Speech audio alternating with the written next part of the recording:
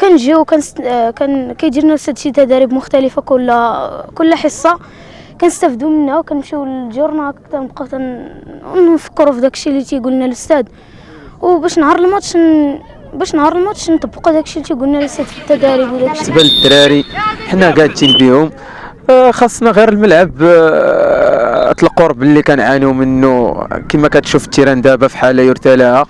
كنحاولوا دابا الفيكتيف ديالنا كثير ما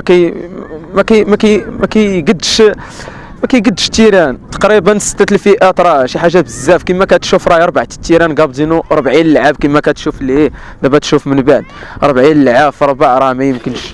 السلام عليكم، الاسم ديالي عدنان ربيب، كنتواجد في جمعيه نصر الواحد الرياضي المراكشي كمحب كره القدم. وكما كنقول كندوزو الحصص التدريبيه على اسبوع ديال فيها حصص. الحصص الاولى تلعبوا على دريب البال كونترول باس، والحصه الثانيه ديال نهار السبت اخر سميتو اكزيستيف كيفاش يوقفوا التيران.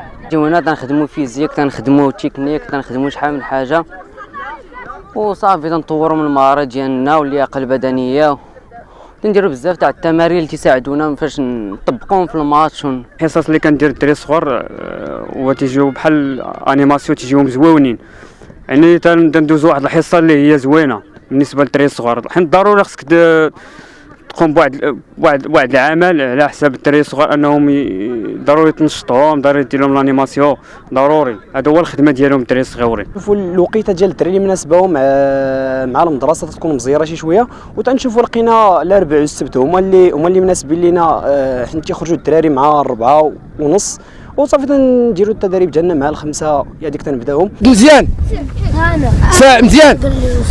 مزيان يلاه جمعوا راسك، برافو عليك، مزيان ولدي مزيان. التدريب احنا تنشوفوا دابا تقادية الملعب اللي عندنا الا ملعب واحد، كاين واحد الاكتضاد اللي بزاف، وعندنا حنايا الدراري على اقل من 100 حتى 120 لاعب، والصراحه التيران واحد ما كافيش في الواحه، والواحه راه معروفه بهذا التيران اللي عندنا حنا في العقيد. خاص الناس المسؤوله ديال واحد سيدي ابراهيم، لا من رئيس الجماعه ولا الناس ديال الغيورين على المنطقه، بلا ان يزيدوا لنا شي تيران ولا تيران ديال القرب. وحنا راه مع الناس اللي جا مرحبا به. حنا نصر الواحه الا هو الباب مفتوحه ليه في اي حاجه حنا معاه.